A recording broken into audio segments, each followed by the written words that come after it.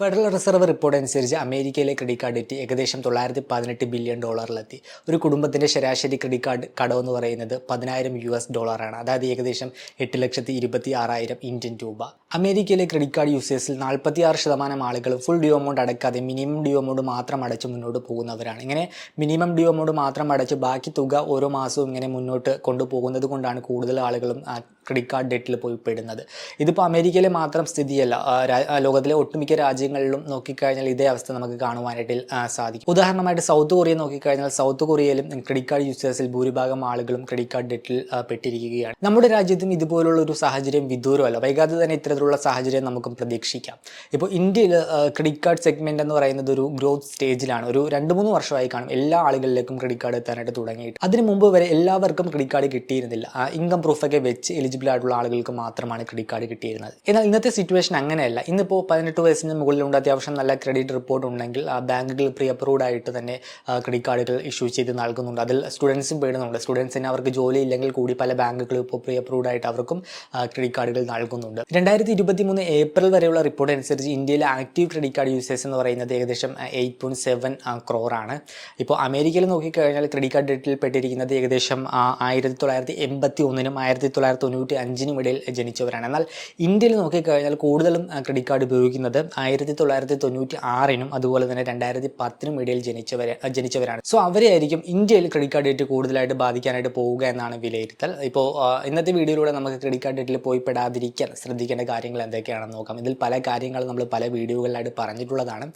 പക്ഷേ ഈ ഒരു ടോപ്പിക്കിൽ എല്ലാ മാസവും ഒരു വീഡിയോ ചെയ്താലും അതിൽ തെറ്റില്ല എന്നാണ് തോന്നുന്നത്. കാരണം ഈ ഒരു ക്രെഡിറ്റ് കാർഡ് ഡെറ്റ് എന്ന് പറയുന്നത് വളരെ നമ്മൾ ഇമ്പോർട്ടൻ്റ് കൊടുക്കേണ്ട ഒരു കാര്യമാണ് ക്രെഡിറ്റ് കാർഡ് ഡെറ്റിൽ പോയി പെടാതിരിക്കാനായിട്ട്. കാരണം ക്രെഡിറ്റ് കാർഡുകളുടെ പലിശ നിരക്കാണ് ഒരു പ്രശ്നമായിട്ട് വരുന്നത്. പലിശ നിരക്ക് നോക്കിക്കഴിഞ്ഞാൽ ബാങ്കുകൾ നൽകുന്ന പ്രൊഡക്റ്റുകളിൽ ഏറ്റവും കൂടുതൽ പലിശയുള്ള ഒരു പ്രൊഡക്റ്റാണ് ഈ ഒരു ക്രെഡിറ്റ് കാർഡ് എന്ന് പറയുന്നത്. ഏകദേശം 40% മുകളിലാണ് ക്രെഡിറ്റ് കാർഡുകളുടെ ആനുവൽ ഇൻട്രസ്റ്റ് വരുന്നത്. പേഴ്സണൽ ലോണിൻ്റെ ഇൻട്രസ്റ്റ് പോലും ഏകദേശം 20% താഴെ മാത്രമാണ് ബാങ്കുകളിൽ നമുക്ക് വരുന്നത്. പക്ഷേ ക്രെഡിറ്റ് കാർഡുകളുടെ പലിശ നിരക്ക് വളരെ ഉയർന്നതാണ്. അതുകൊണ്ടാണ് നമ്മൾ ഈ ഒരു ഡെറ്റ് ട്രാപ്പിൽ പെട്ട് കഴിഞ്ഞാൽ നമുക്ക് തിരിച്ചു വരാൻ പറ്റാത്ത വിധം നമ്മൾ ആ ഒരു ട്രാപ്പിൽ പെട്ട് പോകുന്നത്. എന്നാൽ ക്രെഡിറ്റ് കാർഡ് പൂർണ്ണമായിട്ടും ഒരു റോങ് പ്രൊഡക്റ്റ് ആണെന്നല്ല പറയുന്നത്. നമ്മളത് ശരിയായിട്ട് ഉപയോഗിച്ച് കഴിഞ്ഞാൽ നമുക്ക് നല്ലൊരു ബെനിഫിറ്റ് നൽകുന്ന ഒരു ടൂൾ തന്നെയാണ് ഈ ഒരു ക്രെഡിറ്റ് കാർഡ് എന്ന് പറയുന്നത്. പക്ഷേ തെറ്റായിട്ട് ഉപയോഗിക്കുന്നത് കൊണ്ടാണ് പലപ്പോഴും നമുക്ക് അത് പ്രശ്നമായിട്ട് മാറുന്നത്. അങ്ങനെ തെറ്റ് സംഭവിക്കാതിരിക്കാൻ ശ്രദ്ധിക്കേണ്ട കാര്യങ്ങൾ നോക്കാം. ഒന്നാമതായിട്ട് നിങ്ങൾക്ക് ഓവർ സ്പെൻഡിങ് ഹാബിറ്റ് ഉണ്ട്, അതുപോലെ തന്നെ നിങ്ങൾക്ക് സെൽഫ് കൺട്രോൾ ഇല്ലാത്തൊരു വ്യക്തിയാണെങ്കിൽ ക്രെഡിറ്റ് കാർഡ് ഉപയോഗിക്കുന്നത് ഒഴിവാക്കുന്നതാണ് നല്ലത്. കാരണം നമ്മുടെ അക്കൗണ്ടിൽ പണമില്ലെങ്കിൽ നമ്മുടെ ക്രെഡിറ്റ് കാർഡിൽ ഫണ്ട് ഉണ്ടെങ്കിൽ ഓവർ സ്പെൻഡിങ് ഹാബിറ്റ് ഉള്ള ഒരു വ്യക്തിയാണെങ്കിൽ ക്രെഡിറ്റ് കാർഡിലെ ഫണ്ട് ഉപയോഗിച്ച് സ്പെൻഡ് ചെയ്യും. പിന്നീട് ക്രെഡിറ്റ് കാർഡ് ബില്ല് വന്നതിന് ശേഷം അത് അടക്കാൻ സാധിക്കാതെ വരികയും പലരിൽ നിന്ന് കടം വാങ്ങിയൊക്കെ ക്രെഡിറ്റ് കാർഡ് ബില്ല് അടയ്ക്കേണ്ട ഒരു അവസ്ഥ വരികയും ചെയ്യും. ഇല്ലെങ്കിൽ മിനിമം ഡ്യൂ എമൗണ്ട് അടച്ച് മുന്നോട്ട് പോകേണ്ടതായിട്ട് വരും. അങ്ങനെ കുറേ നാളുകൾ കഴിയാൻ നേരത്ത് നമ്മൾ ഡെറ്റ് ട്രാപ്പിൽ പോയി പെടാനുള്ള സാധ്യതയുണ്ട്. സോ ഓവർ സ്പെൻഡിങ് ഹാബിറ്റ് ഉള്ളവർ, അതുപോലെ തന്നെ സെൽഫ് കൺട്രോൾ ഇല്ലാത്തൊരു വ്യക്തിയാണെങ്കിൽ ക്രെഡിറ്റ് കാർഡ് ഉപയോഗിക്കുന്നത് ഒഴിവാക്കുന്നതാണ് ഏറ്റവും നല്ലത്. പിന്നെ ശ്രദ്ധിക്കേണ്ട മറ്റൊരു കാര്യം, നമ്മൾ ക്രെഡിറ്റ് കാർഡ് ഉപയോഗിച്ച് ഓരോ ട്രാൻസാക്ഷൻ നടത്തുമ്പോഴും നമുക്കത് ഉറപ്പായിട്ടും തിരിച്ചടക്കാൻ സാധിക്കും എന്ന് ഉറപ്പുവരുത്തുക. ഒരു സ്ഥിര വരുമാനമുള്ളൊരു വ്യക്തിയാണെങ്കിൽ അവരെ ഇത് വലുതായിട്ട് ബാധിക്കില്ല. കാരണം അവർക്ക് സ്ഥിരമായിട്ടുള്ളൊരു വരുമാനമുണ്ട്. അപ്പോൾ അവർക്ക് ഇൻകം വരുവാൻ നേരത്ത് ക്രെഡിറ്റ് കാർഡ് ബില്ലടച്ച് അവർക്ക് മുന്നോട്ട് പോകാനായിട്ട് സാധിച്ചേക്കും. പക്ഷേ സ്ഥിര വരുമാനം ഇല്ലാത്തൊരു വ്യക്തികളെ ആണെങ്കിൽ അവരെ ഇത് കൂടുതലായിട്ട് ബാധിക്കും. അവർ ക്രെഡിറ്റ് കാർഡ് ഉണ്ട് എന്നുള്ളൊരു ധൈര്യത്തിൽ പല ആവശ്യങ്ങൾക്കും സ്പെൻഡ് ചെയ്യും. എന്നാൽ അവർക്ക് വിചാരിച്ച ഇൻകം വന്നില്ല എന്നുണ്ടെങ്കിൽ ക്രെഡിറ്റ് കാർഡ് ബില്ലടക്കാൻ പറ്റാതെ അവർ ട്രാപ്പിൽ പോയി പെടാനുള്ള സാധ്യതയുണ്ട്. സോ സ്ഥിര വരുമാനം ഇല്ലാത്തൊരു വ്യക്തിയാണെങ്കിൽ ക്രെഡിറ്റ് കാർഡ് സൂക്ഷിച്ച് കൈകാര്യം ചെയ്യുക. നമ്മൾ ക്രെഡിറ്റ് കാർഡ് ഉപയോഗിച്ച് ഓരോ ട്രാൻസാക്ഷൻ നടത്തുമ്പോഴും നമുക്ക് ആ ഒരു സ്പെൻഡ് ചെയ്യുന്ന തുക ഡ്യൂ ഡേറ്റിന് മുമ്പായിട്ട് കംപ്ലീറ്റ് ആയിട്ട് റീപേ ചെയ്യാൻ പറ്റുമെന്ന് ഉറപ്പുവരുത്തുക. പിന്നെ ശ്രദ്ധിക്കേണ്ട വളരെ ഇമ്പോർട്ടൻ്റ് ആയിട്ടുള്ള ഒരു കാര്യമാണ് ഓഫേഴ്സിനും അതുപോലെ തന്നെ റിവാർഡ് പോയിന്റിനും വേണ്ടി ക്രെഡിറ്റ് കാർഡ് ഉപയോഗിച്ച് സ്പെൻഡ് ചെയ്യാതിരിക്കുക. ക്രെഡിറ്റ് കാർഡുകളുടെ ഏറ്റവും വലിയൊരു അട്രാക്ഷനാണ് നമുക്ക് റിവാർഡ് പോയിന്റും ക്യാഷ് ബാക്ക് ഒക്കെ കിട്ടുന്നത്. അത് ആക്ച്വലി വളരെ മികച്ചൊരു ഫീച്ചർ തന്നെയാണ്. നമുക്ക് എന്തെങ്കിലും ട്രാൻസാക്ഷൻ നടത്തേണ്ട ഒരു സിറ്റുവേഷൻ വരുമ്പോൾ അത് ക്രെഡിറ്റ് കാർഡ് ഉപയോഗിച്ച് നടത്തി നമുക്ക് റിവാർഡ് പോയിന്റ് അല്ലെങ്കിൽ ക്യാഷ് ബാക്ക് ബെനിഫിറ്റ് നേടാനായിട്ട് സാധിക്കും. എന്നാൽ പലരും ഈ ക്രെഡിറ്റ് കാർഡിൽ ലഭ്യമായിട്ടുള്ള ക്യാഷ് ബാക്ക് നേടുന്നതിനും അല്ലെങ്കിൽ റിവാർഡ് പോയിന്റ് നേടുന്നതിനും വേണ്ടി ഒരാവശ്യമില്ലെങ്കിലും ക്രെഡിറ്റ് കാർഡ് ഉപയോഗിച്ച് സ്പെൻഡ് ചെയ്യുന്നുണ്ട്. അങ്ങനെ കുറേയധികം ആളുകളെ നമുക്ക് കാണുവാനായിട്ട് സാധിക്കും. അത് തെറ്റായിട്ടുള്ളൊരു ശീലമാണ്. നമുക്ക് ആവശ്യമുണ്ടെങ്കിൽ മാത്രം ക്രെഡിറ്റ് കാർഡ് ഉപയോഗിച്ച് സ്പെൻഡ് ചെയ്യുക, അല്ലാതെ ക്യാഷ് ബാക്കും റിവാർഡ് പോയിന്റും നേടുന്നതിന് വേണ്ടി ക്രെഡിറ്റ് കാർഡ് ഉപയോഗിച്ച് സ്പെൻഡ് ചെയ്യാതിരിക്കുക. അങ്ങനെ സ്പെൻഡ് ചെയ്യുന്നത് ഒരു തെറ്റായിട്ടുള്ള ശീലമാണ്. അങ്ങനെ സ്പെൻഡ് ചെയ്ത് കഴിഞ്ഞാൽ ഓവർ എ പീരീഡ് ഓഫ് ടൈമിൽ നമ്മൾ ഡെറ്റ് ട്രാപ്പിൽ പോയി പെടാനുള്ള സാധ്യത വളരെ കൂടുതൽ കൂടുതലാണ്. പിന്നെ ക്രെഡിറ്റ് കാർഡുകളിലുള്ള മറ്റൊരു ഫീച്ചറാണ് മൈൽ സ്റ്റോൺ ബെനിഫിറ്റ്. ആനുവലി നമ്മൾ ഇത്ര ലക്ഷം സ്പെൻഡ് ചെയ്ത് കഴിഞ്ഞാൽ നമുക്ക് ഇത്ര റിവാർഡ് പോയിന്റ് കിട്ടും, ഇല്ലെങ്കിൽ ഇന്ന ബെനിഫിറ്റ് കിട്ടും എന്നൊക്കെ നമുക്ക് പല ക്രെഡിറ്റ് കാർഡുകളിലും കാണുവാനായിട്ട് സാധിക്കും. ഇത് ഫോളോ ചെയ്യുന്ന പല ആളുകളുണ്ട്. ഈ മൈൽ സ്റ്റോൺ ബെനിഫിറ്റ് അച്ചീവ് ചെയ്യാനായിട്ട് ഒരാവശ്യമില്ലെങ്കിലും മന്ത്ലി ക്രെഡിറ്റ് കാർഡ് ഉപയോഗിച്ച് അങ്ങ് സ്പെൻഡ് ചെയ്യുകയാണ് ചെയ്യുന്നത്. അതും തെറ്റായിട്ടുള്ള ഒരു ശീലമാണ്. Mile stone benefit, cash back, reward point അതൊക്കെ ക്രെഡിറ്റ് കാർഡിൻ്റെ ഭാഗമാണ്. അത് അവിടെ കിടക്കട്ടെ. ആക്ച്വലി ഇങ്ങനെയുള്ള ഫീച്ചേഴ്സൊക്കെ ക്രെഡിറ്റ് കാർഡിൽ ഇംപ്ലിമെൻറ്റ് ചെയ്തിരിക്കുന്നത് തന്നെ നമ്മളെ കൊണ്ട് സ്പെൻഡ് ചെയ്യാനായിട്ട് ഇങ്ങനെ പ്രേരിപ്പിക്കാൻ വേണ്ടിയാണ്. നമ്മളിങ്ങനെ ക്യാഷ് ബാക്കും റിവാർഡ് പോയിന്റും മൈൽ സ്റ്റോൺ ബെനിഫിറ്റൊക്കെ കാണുമ്പോൾ നമ്മളിങ്ങനെ സ്പെൻഡ് ചെയ്യും, അറിയാതെ സ്പെൻഡ് ചെയ്ത് പോകും. അങ്ങനെയുള്ളൊരു ഫീച്ചറായിട്ടാണ് ക്രെഡിറ്റ് കാർഡുകളിൽ ഇതെല്ലാം കൊണ്ടുവന്നിരിക്കുന്നത്. അല്ലാതെ നമുക്കത് ഗുണകരമായിട്ട് മാറാനല്ല ക്രെഡിറ്റ് കാർഡുകളിൽ അത് ഇംപ്ലിമെൻറ്റ് ചെയ്തിരിക്കുന്നതെന്ന് മനസ്സിലാക്കുക. നമുക്കത് ബെനിഫിറ്റായിട്ട് ഉപയോഗിക്കാനായിട്ട് സാധിക്കും. നമുക്ക് ആക്ച്വലി സ്പെൻഡ് ചെയ്യേണ്ട ഒരു ആവശ്യകത ഉണ്ട്. അപ്പോൾ ആ ഒരു സിറ്റുവേഷനിൽ നമുക്ക് ക്രെഡിറ്റ് കാർഡ് ഉപയോഗിച്ച് സ്പെൻഡ് ചെയ്ത് ക്യാഷ് ബാക്ക് അല്ലെങ്കിൽ റിവാർഡ് പോയിന്റ് നേടാം. അതുപോലെ തന്നെ മൈൽ സ്റ്റോൺ ബെനിഫിറ്റ് അച്ചീവ് ചെയ്തെടുക്കാം. അതിൽ യാതൊരു തെറ്റുമില്ല. പക്ഷേ ക്യാഷ് ബാക്ക്, റിവാർഡ് പോയിന്റ് അല്ലെങ്കിൽ മൈൽ സ്റ്റോൺ ബെനിഫിറ്റ് നേടുന്നതിന് വേണ്ടി ക്രെഡിറ്റ് കാർഡ് ഉപയോഗിച്ച് സ്പെൻഡ് ചെയ്യാനായിട്ട് നിൽക്കരുത്.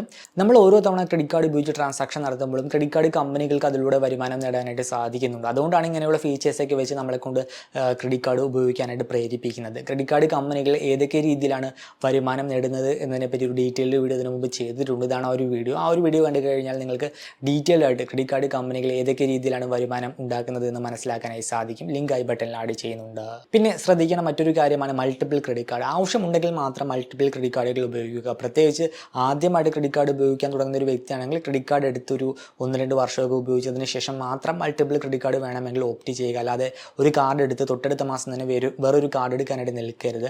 അങ്ങനെയൊക്കെ ഉപയോഗിക്കുന്നത് പലപ്പോഴും നമ്മളെ ക്രെഡിറ്റ് കാർഡ് ഡെറ്റിൽ കൊണ്ടുപോയി പെടുത്തും. കാരണം നമുക്ക് ക്രെഡിറ്റ് കാർഡ് ഉപയോഗിച്ച് സ്പെൻഡ് ചെയ്ത ശേഷം റീപേ ചെയ്യാനായിട്ട് പണമില്ലെങ്കിൽ നമ്മൾ മറ്റേ ക്രെഡിറ്റ് കാർഡിൽ നിന്നും ഫണ്ട് ഏതെങ്കിലും രീതിയിൽ അക്കൗണ്ടിലേക്ക് വലിച്ചിട്ട് ആദ്യത്തെ ക്രെഡിറ്റ് കാർഡിൻ്റെ ബില്ലടക്കും. അപ്പോൾ അങ്ങനെയുള്ളൊരു ലൈഫ് സ്റ്റൈലിലേക്ക് നമ്മൾ പോയി പെടാനുള്ള സാധ്യതയുണ്ട്. അങ്ങനെ ഒരു ലൈഫ് സ്റ്റൈലിലേക്ക് പോയി പെട്ട് കഴിഞ്ഞാൽ പിന്നെ അതിൽ നിന്നും തിരിച്ച് ഊരിപ്പോരാനായിട്ട് വലിയ പാടാണ്. നമ്മളിങ്ങനെ റോൾ ചെയ്തുകൊണ്ടിരിക്കും. ഒരു ക്രെഡിറ്റ് കാർഡിൽ നിന്നും പൈസ എടുത്ത് മറ്റേ ക്രെഡിറ്റ് കാർഡിൽ അടക്കും, അതിൽ നിന്നെടുത്ത് ഇതിൽ അടക്കും. അപ്പോൾ അങ്ങനെ ചെയ്യുന്ന നിരവധി ആളുകളുണ്ട്. പേഴ്സണലി എനിക്കറിയാവുന്ന കുറേയധികം ആളുകളുണ്ട്. സോ അതും ഒരു ട്രാപ്പാണ്. നമ്മൾ അതിൽ പോയി പെട്ട് കഴിഞ്ഞാൽ തിരിച്ച് പോരാനായിട്ട് ഒരു ബുദ്ധിമുട്ടാണ്.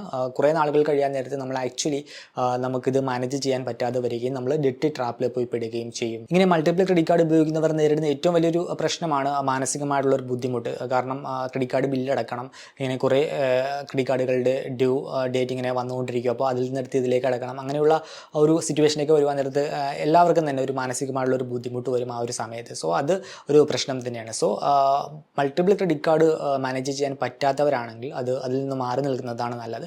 ഒരു 1-2 ക്രെഡിറ്റ് കാർഡുകൾ ഉപയോഗിക്കുക, അതിൽ കൂടുതൽ ക്രെഡിറ്റ് കാർഡ് എടുക്കാതിരിക്കുക. പിന്നെ ക്രെഡിറ്റ് കാർഡ് ഉപയോഗിക്കുന്നവർ ഫോളോ ചെയ്യേണ്ട ഗോൾഡൻ റൂളാണ് എപ്പോഴും ഫുൾ ഡ്യൂ എമൗണ്ട് അടക്കുക. നമ്മുടെ ക്രെഡിറ്റ് കാർഡ് ബിൽ നോക്കിക്കഴിഞ്ഞാൽ നമുക്ക് 2 എമൗണ്ട് കാണുവാനായിട്ട് സാധിക്കും. ഒന്ന് മിനിമം ഡ്യൂ എമൗണ്ട്, മറ്റൊന്ന് ഫുൾ ഡ്യൂ എമൗണ്ട്. ഇതിലെപ്പോഴും ഫുൾ ഡ്യൂ എമൗണ്ട് അടക്കുക. ഫുൾ ഡ്യൂ എമൗണ്ട് അടച്ചു കഴിഞ്ഞാൽ നമുക്ക് പ്രത്യേകിച്ച് എക്സ്ട്രാ ചാർജ് ഒന്നും നൽകേണ്ടി വരത്തില്ല, പലിശ നൽകേണ്ട, ലേറ്റ് പേയ്മെൻറ്റ് ഫീസ് വരുന്നില്ല. ഇതെല്ലാം തന്നെ ഡ്യൂ ഡേറ്റിന് മുമ്പായിട്ട് റീപേ ചെയ്യാനും ശ്രദ്ധിക്കണം.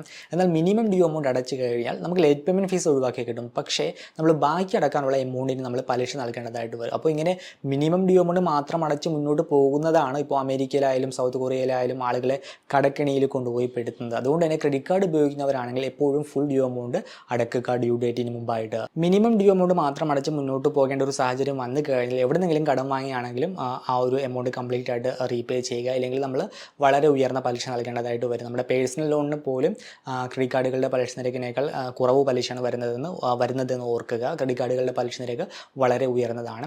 പിന്നെ ശ്രദ്ധിക്കേണ്ട മറ്റൊരു കാര്യമാണ്, നമുക്ക് ക്രെഡിറ്റ് കാർഡിൻ്റെ ലിമിറ്റ് ഉയർത്താനുള്ള ഓഫർ വന്നു കഴിഞ്ഞാൽ നമുക്കത് വേണോ വേണ്ടോ എന്ന് ചിന്തിക്കുക. നമുക്ക് ആവശ്യമുണ്ടെങ്കിൽ മാത്രം ആ ഒരു ഓഫർ അക്സെപ്റ്റ് ചെയ്യുക. ഇല്ലാന്നുണ്ടെങ്കിൽ നമുക്കത് പിന്നീട് ബുദ്ധിമുട്ടായിട്ട് മാറിപ്പോൾ ഓവർ സ്പെൻഡിങ് ഹാബിറ്റ് ഉള്ളൊരു വ്യക്തിയാണെങ്കിൽ ഇങ്ങനെ ക്രെഡിറ്റ് കാർഡ് ലിമിറ്റ് ഉയർത്താനുള്ള ഓഫർ വന്നാൽ അത് അക്സെപ്റ്റ് ചെയ്ത് കഴിഞ്ഞാൽ ആ ഒരു വ്യക്തിയുടെ സ്പെൻഡിങ് വീണ്ടും കൂടാനുള്ളൊരു സാഹചര്യമാണുള്ളത്. സോ ക്രെഡിറ്റ് ലിമിറ്റ് ഉയർത്താനുള്ള ഓഫർ വന്നു കഴിഞ്ഞാൽ നിങ്ങൾക്കത് വേണോ വേണ്ടയോ എന്ന് വിലയിരുത്തി ആവശ്യമെങ്കിൽ മാത്രം ഓപ്റ്റ് ചെയ്യുക. പിന്നെ ശ്രദ്ധിക്കേണ്ട മറ്റൊരു കാര്യമാണ് ഒരു എമർജൻസി ഫണ്ട് കീപ്പ് ചെയ്യുക. അത് ക്രെഡിറ്റ് കാർഡിൻ്റെ കാര്യത്തിൽ മാത്രമല്ല, ലൈഫിൽ ഒരു എമർജൻസി ഫണ്ട് എപ്പോഴും നല്ലതാണ്. നമ്മുടെ ലൈഫിൽ ഒരു അൺഎക്സ്പെക്റ്റഡ് സിറ്റുവേഷൻ വന്നു കഴിഞ്ഞാൽ നമുക്ക് ആ ഒരു സിറ്റുവേഷൻ എമർജൻസി ഫണ്ട് ഉപയോഗിച്ച് മാനേജ് ചെയ്യാനായിട്ട് സാധിക്കും. നിങ്ങളുടെ മന്ത്ലി സാലറിയുടെ 6 ഇരട്ടിയെങ്കിലും ഒരു എമർജൻസി ഫണ്ടായിട്ട് എപ്പോഴും കീപ്പ് ചെയ്യുക. അങ്ങനെ എമർജൻസി ഫണ്ട് ഉണ്ടെങ്കിൽ അതൊരു സേഫ്റ്റി നെറ്റായിട്ട് ആക്ട് ചെയ്യും. എങ്ങനെ നമ്മളൊരു ക്രെഡിറ്റ് കാർഡ് ഡെറ്റിൽ പോയി പെട്ട് കഴിഞ്ഞാൽ, അതായത് ഫുൾ ഡ്യൂ എമൗണ്ട് അടക്കാൻ പറ്റാത്തൊരു സാഹചര്യം വന്നു കഴിഞ്ഞാൽ നമുക്ക് ഈ ഒരു എമർജൻസി ഫണ്ട് ഉപയോഗിച്ച് ആ ഒരു ഡെറ്റ് മാനേജ് ചെയ്യാനായിട്ട് സാധിക്കും. സോ ക്രെഡിറ്റ് കാർഡ് ഉപയോഗിക്കുന്നവരാണെങ്കിൽ പ്രത്യേകിച്ച് ഒരു എമർജൻസി ഫണ്ട് കീപ്പ് ചെയ്യുന്നത് എപ്പോഴും നല്ലതാണ്. പിന്നെ ശ്രദ്ധിക്കേണ്ട മറ്റൊരു കാര്യമാണ് ഉപയോഗമില്ലാത്ത ക്രെഡിറ്റ് കാർഡുകൾ ക്ലോസ് ചെയ്യുക നോക്കിയിട്ട്. നമ്മൾ വെറുതെ വെച്ച് കഴിഞ്ഞാൽ അതിനകത്ത് എന്തെങ്കിലും ചാർജൊക്കെ എടുത്തില്ലെങ്കിൽ എന്തെങ്കിലും ഫ്രോഡ് ആക്ടിവിറ്റി നടന്ന് ഫണ്ട് പോയിട്ടുണ്ട്, നമ്മൾ സ്റ്റേറ്റ്മെൻറ്റ് കൃത്യമായിട്ട് പരിശോധിച്ചില്ല എന്നുണ്ടെങ്കിൽ ആ ഒരു എമൗണ്ട് ബില്ലായിട്ട് ജനറേറ്റ് ആയിട്ട് അതവിടെ ഡ്യൂ ആയിട്ട് കിടക്കും. നമ്മൾ ശ്രദ്ധിക്കില്ല. അപ്പോൾ അത് ലേറ്റ് പേയ്മെൻറ്റ് ഫീസും പലിശയൊക്കെ കൂടി ഇങ്ങനെ കിടക്കും. അവസാനം നമ്മൾ നോക്കുമ്പോൾ അത് വലിയ എമൗണ്ട് ആയിട്ട് മാറിയിട്ടുണ്ടാകും. സോ ഉപയോഗമില്ലാത്ത ക്രെഡിറ്റ് കാർഡുകളാണെങ്കിൽ അത് ടൈം ടു ടൈം ക്ലോസ് ചെയ്യുന്നതാണ് ഏറ്റവും ബെറ്റർ. പിന്നെ ശ്രദ്ധിക്കേണ്ട മറ്റൊരു കാര്യമാണ് ATM വഴി ക്യാഷ് വിഡ്രോ ചെയ്യാതിരിക്കുക. ക്രെഡിറ്റ് കാർഡുകളാണെങ്കിൽ ATM വഴി ക്യാഷ് വിഡ്രോ ചെയ്ത് കഴിഞ്ഞാൽ പലതരത്തിലുള്ള ചാർജ് ഈടാക്കും. ഒന്ന് ക്യാഷ് വിഡ്രോവൽ ചാർജ് ഈടാക്കും. മറ്റൊന്ന് നമ്മൾ ക്യാഷ് വിഡ്രോ ചെയ്യുന്ന തീയതി മുതൽ തിരിച്ചടക്കുന്ന തീയതി വരെ നമ്മൾ പലിശ കൊടുക്കേണ്ടതായിട്ട് വരും. അതുകൊണ്ട് ക്രെഡിറ്റ് കാർഡ് ഉപയോഗിച്ച് ഒരിക്കലും ATM വഴി ക്യാഷ് വിഡ്രോ ചെയ്യാതിരിക്കുക. പിന്നെ ശ്രദ്ധിക്കേണ്ട മറ്റൊരു കാര്യമാണ് ക്രെഡിറ്റ് കാർഡ് മറ്റുള്ളവർക്ക് ഉപയോഗിക്കാനായിട്ട് കൊടുക്കാതിരിക്കുക. ഇനിയിപ്പോൾ നമുക്ക് അത്ര വേണ്ടപ്പെട്ട, നമുക്ക് പേഴ്സണലി അത്രയ്ക്ക് അറിയാവുന്നവരാണെങ്കിൽ വേണമെങ്കിൽ കൊടുക്കാം. അല്ലാത്ത പക്ഷം ക്രെഡിറ്റ് കാർഡ് ഉപയോഗിക്കാനായിട്ട് കൊടുക്കുന്നത് ഒഴിവാക്കുക. അതുപോലെ തന്നെ പലരും സ്വന്തം ക്രെഡിറ്റ് കാർഡിൽ EMI ഇട്ടൊക്കെ പലർക്കും പ്രൊഡക്റ്റുകളൊക്കെ വാങ്ങി കൊടുക്കാറുണ്ട്. അതും പരമാവധി ഒഴിവാക്കുക. കാരണം അവരെ സംബന്ധിച്ചിടത്തോളം ഇപ്പോൾ അവരുപയോഗിച്ച ഒരു തുക അല്ലെങ്കിൽ ആ ഒരു മാസത്തെ EMI റീപേ ചെയ്യാൻ ഇല്ല എന്നുണ്ടെങ്കിൽ അത് നിങ്ങളോട് പറഞ്ഞാൽ മാത്രം മതി. ഒരു എക്സ്ക്യൂസ് ഉണ്ടാക്കി നിങ്ങളോട് പറഞ്ഞാൽ മതിയാകും. പക്ഷേ നിങ്ങളുടെ ക്രെഡിറ്റ് കാർഡ് ബില്ല് അടച്ചില്ല എന്നുണ്ടെങ്കിൽ അത് നിങ്ങളെ വളരെ ദോഷകരമായിട്ട് അത് ബാധിക്കും. നിങ്ങൾ ലേറ്റ് പേയ്മെൻറ്റ് ഫീസ് നൽകണം, അതുപോലെ തന്നെ പലിശ നൽകണം. അതുപോലെ തന്നെ ഏറ്റവും വലുത് നിങ്ങളുടെ ക്രെഡിറ്റ് റിപ്പോർട്ട് ഇത് മോശമാക്കും. പിന്നീട് നിങ്ങൾക്ക് നല്ലൊരു ലോണോ ഇല്ലെങ്കിൽ ഒരു ക്രെഡിറ്റ് കാർഡോ ഒന്നും തന്നെ കിട്ടുകയില്ല. സോ നിങ്ങളുടെ ക്രെഡിറ്റ് കാർഡ് മറ്റൊരു വ്യക്തിക്ക് ഉപയോഗിക്കാനായിട്ട് കൊടുത്ത് അവരത് ഉപയോഗിച്ചില്ലെങ്കിൽ EMI ഇട്ട് എന്തെങ്കിലും പ്രൊഡക്റ്റ് പർച്ചേസ് ചെയ്തു അവരത് റീപേ ചെയ്തില്ലെങ്കിൽ അത് ബാധിക്കുന്നത് നിങ്ങളെയാണെന്ന് ഓർക്കുക. ഇനി എൻ്റെ ഒരു എക്സ്പീരിയൻസ് പറഞ്ഞു കഴിഞ്ഞാൽ കഴിഞ്ഞ 4 വർഷത്തിന് മുകളിലായിട്ട് ഞാൻ ക്രെഡിറ്റ് കാർഡ് ഉപയോഗിക്കുന്നത്. ഇതുവരെ അങ്ങനെ വലിയ പ്രശ്നങ്ങളൊന്നും എനിക്ക് ഉണ്ടായിട്ടില്ല. എനിക്ക് ഇതുകൊണ്ട് ബെനിഫിറ്റ് മാത്രമാണ് ഉണ്ടായിരിക്കുന്നത്. റിവാർഡ് പോയിന്റിലൂടെ ആണെങ്കിലും ക്യാഷ് ബാക്കിലൂടെ ആണെങ്കിലും മറ്റ് ഡിസ്കൗണ്ട് ഓഫേഴ്സിലൂടെ ആണെങ്കിലും എനിക്കിതിലൂടെ ബെനിഫിറ്റ് മാത്രമാണ് ഉണ്ടായിരിക്കുന്നത്. ഇതുവരെ അങ്ങനെ ഞാൻ ഫൈനാൻസ് ചാർജ് ഒന്നും തന്നെ നൽകേണ്ടതായിട്ട് വന്നിട്ടില്ല. അതുപോലെ തന്നെ ഞാൻ എപ്പോഴും ഫുൾ ഡ്യൂ എമൗണ്ടാണ് പേ ചെയ്തത്. ഇതുവരെ മിനിമം ഡ്യൂ എമൗണ്ട് ഒന്നും അടച്ചിട്ടില്ല. എപ്പോഴും ഡ്യൂ ഡേറ്റിന് മുമ്പായിട്ട് ഫുൾ ഡ്യൂ എമൗണ്ട് തന്നെ അടച്ചിട്ടുണ്ട്. അതുപോലെ തന്നെ ഞാൻ ക്രെഡിറ്റ് കാർഡ് ഉപയോഗിച്ച് സ്പെൻഡ് ചെയ്യുമ്പോൾ ആ സ്പെൻഡ് ചെയ്യുന്ന തുക എനിക്ക് റീപേ ചെയ്യാൻ പറ്റുമെന്ന് ഉറപ്പ് വരുത്താറുണ്ട്. ആ ഒരു തുക എൻ്റെ ബാങ്ക് അക്കൗണ്ടിൽ ഉണ്ടെന്ന് ഉറപ്പ് വരുത്താറുണ്ട്. ഞാൻ ക്രെഡിറ്റ് കാർഡ് ഒരു ഡെറ്റ് ടൂളായിട്ടല്ല കണ്ടിരിക്കുന്നത്. ഞാൻ ഓഫേഴ്സും റിവാർഡ് പോയിന്റും നേടുന്നതിന് വേണ്ടിയുള്ള ഒരു ടൂളായിട്ടാണ് കണ്ടിരിക്കുന്നത്. അതുകൊണ്ട് തന്നെയാണ് എനിക്ക് ഇത്ര നാൾ ഉപയോഗിച്ചതിൽ ഒരു പ്രശ്നവും ഉണ്ടാവാഞ്ഞത്. നിങ്ങളൊരു ക്രെഡിറ്റ് കാർഡ് യൂസർ ആണെങ്കിൽ നിങ്ങളുടെ എക്സ്പീരിയൻസ് കമൻറ്റായിട്ട് രേഖപ്പെടുത്തുക. ഈ ഒരു വീഡിയോ ഇഷ്ടമായെന്ന് കരുതുന്നു. മറ്റൊരു വീഡിയോയിൽ മറ്റൊരു ടോപ്പിക്കുമായി കണ്ടുമുട്ടാവുന്ന പ്രതീക്ഷയോടുകൂടി